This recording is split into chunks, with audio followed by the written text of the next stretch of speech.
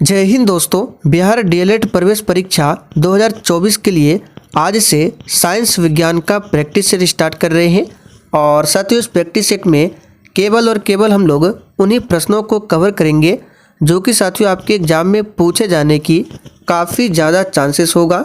तो साथियों आप सभी से रिक्वेस्ट है, आप सभी एक भी प्रैक्टिस सेट को मिस ना करें। आप लोग डेली क्लास को अटेंड कीजिए और क्लास का टाइमिंग जो है ये रहेगा दोपहर 3 बजे से, यानी कि डेली दोपहर 3 बजे आपको बिहार डीएलएड के लिए एक प्रैक्टिस सेट मिलेगा। तो साथियों आप सभी टाइमिंग को ज़रूर ध्यान रखें, दोपहर 3 बजे। तो चलिए साथियों दोपहर के 3 बज चुके हैं, तो फटाफट से आप सभी लाइव में आ जाइए। तो साथियों आज का पहला क्वेश्चन देखिए, अस्त होते समय सूर्य लाल क्यों दिखाई देता है? सभी ऑप्शन को ध्यान से पढ़िए और साथियों अगर आपको इन सेट में किसी भी क्वेश्चन का आंसर आता हो तो आंसर करने के लिए आप लोगों को नीचे लाइव चैट का ऑप्शन मिल रहा होगा, इसलिए प्रत्येक स्टूडेंट को नीचे लाइव चैट में अपना अपना आंसर देना है। तो चलिए क्वेश्चन नंबर 1 के लिए आप सभी आंसर बताइए। अस्त होते समय, जैसे कि आप लोग इमेज में देख सकते हैं, अस्त होते समय जो सूर्य है ये लाल क्यों दिखाई देता है? तो सिंपल सा क्वेश्चन है, इसका कारण है प्रकाश के प्रकीर्णन के कारण। तो यहाँ पर देखिए बी ऑप्शन में दिया हुआ है, प्रकाश के प्रकीर्णन के कारण। अगला क्वेश्चन देखिए, परमाणु बम का सिद्धांत निम्न में से किस पर आधारित है? बिल्कुल टॉप लेवल का क्वेश्चन है, चलिए आप सभी आंसर बताइए। परमाणु बम का सिद्धांत निम्न में से किस पर आधारित है?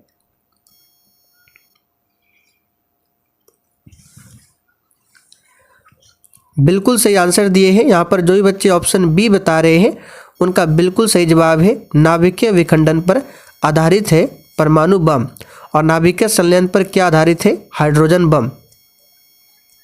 तो यहाँ से आपसे क्वेश्चन पूछ सकता है कि हाइड्रोजन बम किस सिद्धांत पर काम करता है? नाभिकीय संलयन पर, जबकि परमाणु बम नाभिकीय विखंडन पर काम करता है।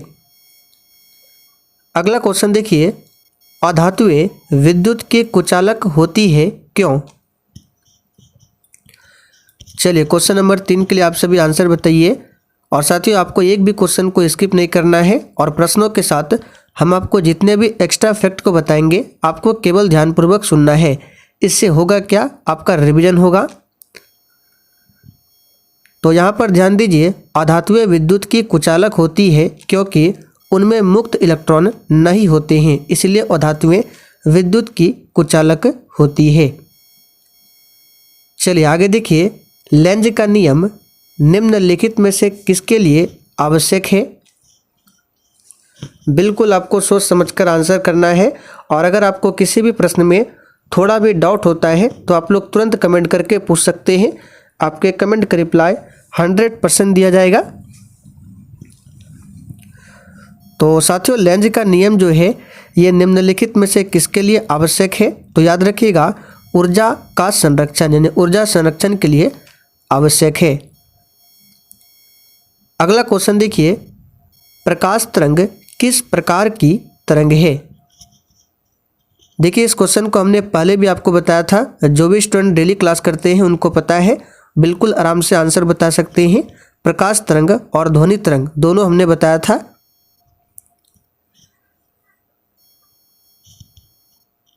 तो बिल्कुल सही आंसर बता रहे हैं, प्रकाश तरंग किस प्रकार की तरंग है? याद रखिएगा, अनुप्रस्थ तरंग का उदाहरण है। अब आपको याद कैसे रखना है? तो देखिए प्रकाश को जब हम लिखते हैं तो इसमें शुरुआत में देखिए क्या है? प्र यानी प्रकाश, और अनुप्रस्थ में भी देखिए बीच में प्र। तो इस तरह से रिलेट करके आप लोग याद रख सकते हैं। और ध्वनि पूछे किस प्रकार का तरंग है, तो ये अनुदैर्घ्य तरंग है जो कि बी ऑप्शन में दिया हुआ है। तो ध्वनि में देखिए ध है, तो यहाँ पे भी देख सकते हैं बीच में ध है। आगे देखिए, उत्प्लावकता से संबंधित वैज्ञानिक है, यानी कि किस वैज्ञानिक ने उत्प्लावकता सिद्धांत दिया था?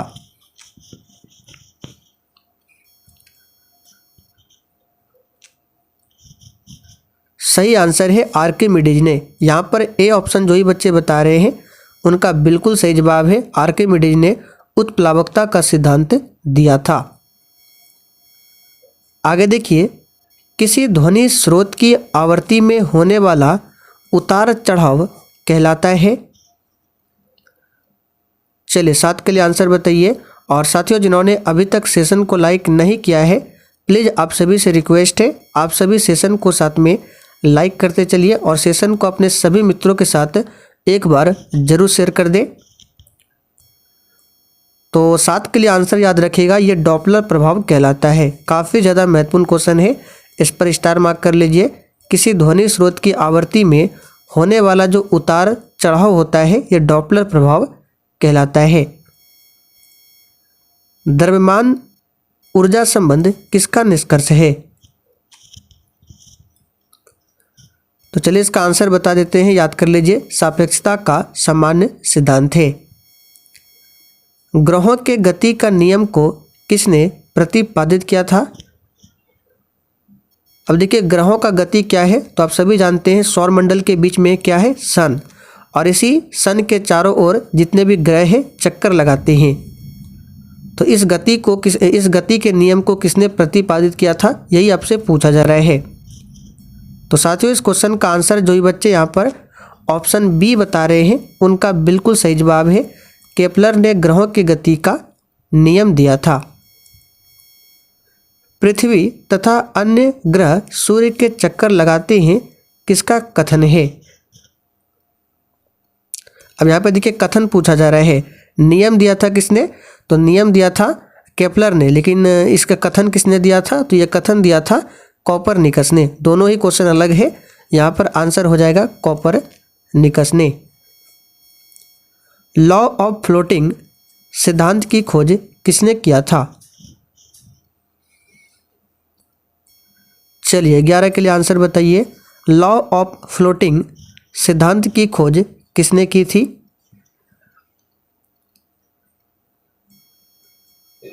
तो साथियों, यहाँ पर इस क्वेश्चन का आंसर हो जाएगा आर्किमिडीज ने।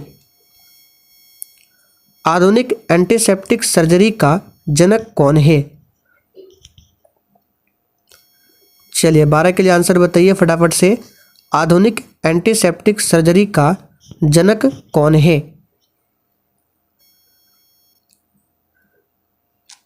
ए राइट आंसर है जोसेफ लिस्टर। साथियों, आधुनिक एंटीसेप्टिक सर्जरी का जनक किसे माना जाता है? तो जोसेफ लिस्टर को माना जाता है। विलियम हार्वे की बात करें तो इन्होंने रक्त परिसंचरण तंत्र का पता लगाया था, विलियम हार्वे ने। आइंस्टीन को नोबेल पुरस्कार मिला था। चलिए, किसके लिए दिया गया था आइंस्टीन को नोबेल पुरस्कार? कमेंट करके बताइए फटाफट से। तो यहाँ पर इसका आंसर है प्रकाश विद्युत प्रभाव की व्याख्या के लिए। साथियों, आइंस्टीन को नोबेल पुरस्कार दिया गया था प्रकाश विद्युत प्रभाव की व्याख्या के लिए। यहाँ पर पहला ऑप्शन आपका सही जवाब है। इलेक्ट्रॉन की खोज किसने किया था? तो जे थॉमसन ने इलेक्ट्रॉन की खोज की थी। डिजिटल कंप्यूटर किस सिद्धांत पर आधारित है?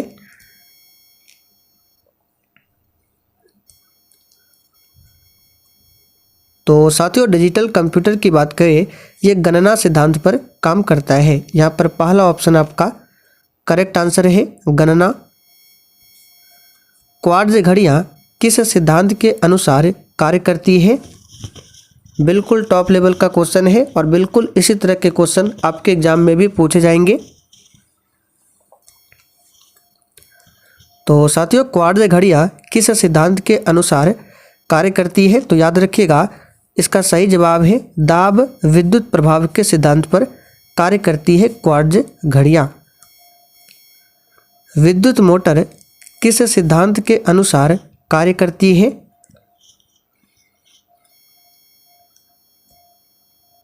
तो साथियों, विद्युत मोटर जो होता है माइकल फैराडे के नियम पर काम करता है। और विद्युत मोटर क्या करता है?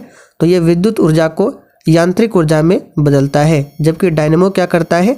तो डायनेमो यांत्रिक ऊर्जा को विद्युत ऊर्जा में बदलता है। लेजर किस सिद्धांत पर कार्य करती है?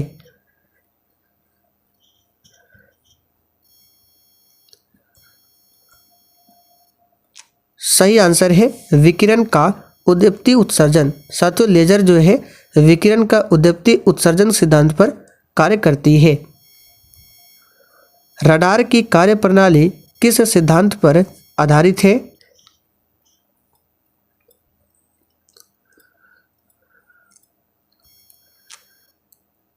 करेक्ट आंसर है रेडियो तरंग का अपवर्तन। साथियों, रडार की जो कार्यप्रणाली है यह रेडियो तरंग का अपवर्तन सिद्धांत पर आधारित है। निम्नलिखित में कौन जीवाश्म ईंधन नहीं है?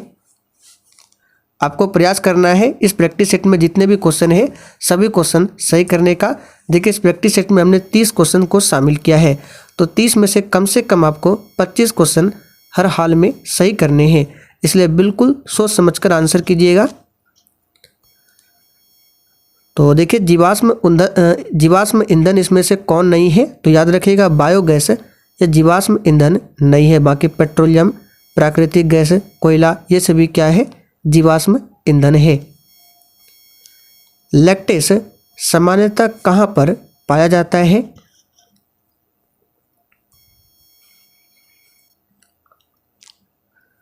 सही जवाब है इनमें से सभी। साथियों, पीपल में, पीला कनेर में, बरगद में, इन सभी में लैक्टेस पाया जाता है।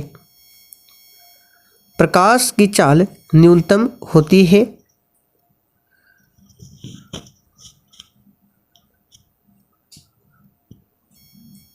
तो यहाँ पर क्वेश्चन नंबर 22 के लिए आंसर होगा कांच में। प्रकाश की चाल सबसे न्यूनतम होता है कांच में, और सबसे अधिकतम पूछे तो निर्वात में होता है। याद रखिएगा, निर्वात में प्रकाश की चाल 3 × 10⁸ मीटर प्रति सेकंड होता है। पृथ्वी तथा अन्य ग्रह सूर्य के चक्कर लगाते हैं, किसका कथन है? तो रिपीट हो गया, इसका आंसर अभी बता देते हैं। हो जाएगा इसका 23 के लिए यहाँ पे क्या हो जाएगा? ये कथन है किसका? तो कोपरनिकस का। ओजोन के अणु में ऑक्सीजन की परमाणु संख्या कितनी होती है? इस क्वेश्चन पर भी आप सभी स्टार मार्क कर लीजिए। तो देखिए, ओजोन का फॉर्मूला होता है O3। तो इसमें देख सकते हैं ऑक्सीजन का इसमें कितना है? 3 है, तो आंसर हो जाएगा 3। और ओजोन लेयर की बात करें, ये वायुमंडल के किस मंडल में पाया जाता है? तो समताप मंडल में। वायुमंडल में टोटल 5 परत है। पहली परत का नाम क्षोभ मंडल है, क्षोभ मंडल के ऊपर है समताप मंडल, और इसी समताप मंडल में ओजोन लेयर पाया जाता है। विश्व ओजोन दिवस कब मनाया जाता है? तो प्रत्येक वर्ष 16 सितंबर को विश्व ओजोन दिवस मनाया जाता है। पौधे में प्रकाश संश्लेषण का स्थान कहाँ से है?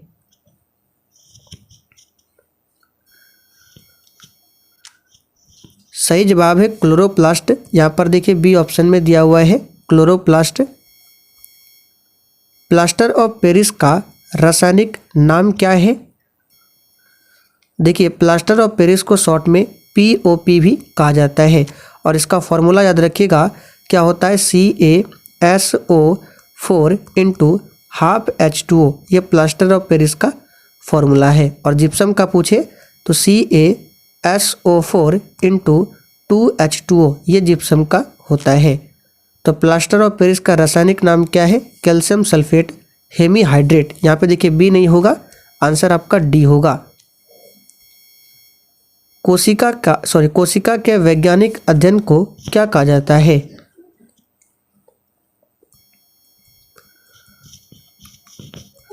तो साथियों, कोशिका के वैज्ञानिक अध्ययन को साइटोलॉजी कहा जाता है। यहाँ पर डी ऑप्शन आपका सही जवाब है, साइटोलॉजी। एड्स का कारण क्या है? कभी कभी एग्जाम में एड्स का फुल फॉर्म भी पूछा जाता है, AIDS। तो ए से एक्वायर्ड, आई से इम्यून, डी से डिफिशियंसी, एस से सिंड्रोम, और ये जो होता है HIV वायरस से होने वाला रोग है। तो यहाँ पे देखिए सी ऑप्शन में दिया हुआ है वायरस। कौन सा वायरस है? तो HIV वायरस। और विश्व एड्स दिवस प्रत्येक वर्ष 1 दिसंबर को मनाया जाता है, इसे भी ध्यान रखिए। कौन सा रोग विषाणु के कारण होता है? तो विषाणु यानी कि वायरस, तो कौन सा रोग है? तो याद रखिएगा ये है चेचक, जो कि वायरस के कारण होता है। आलू में मोजेक रोग का कारण क्या है?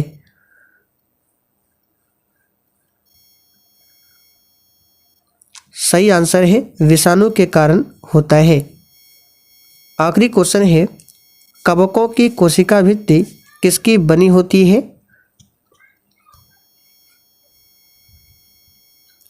तो साथियों ध्यान दीजिए, कवकों की जो कोशिका भित्ति होती है वो किसकी बनी होती है? तो याद रखिएगा यहाँ पर इसका सही जवाब क्या होगा? तो इसका सही जवाब हो जाएगा ऑप्शन यहाँ पे डी, काइटिन और हेमीसेलुलोज की बनी होती है कवकों की कोशिका भित्ति। आगे देखिए, लिटमस किसमें से निकाला जाता है? ये क्वेश्चन आप लोगों के लिए टेस्ट के तौर पर है। इसका आंसर आप सभी को नीचे कमेंट करके बताना है। कल हम इस क्वेश्चन का आंसर बताएंगे कल के क्लास में। अब आप लोग कमेंट करके बताइए, आपने आज के 31 क्वेश्चन में कितने क्वेश्चन के सही सही आंसर दिए हैं।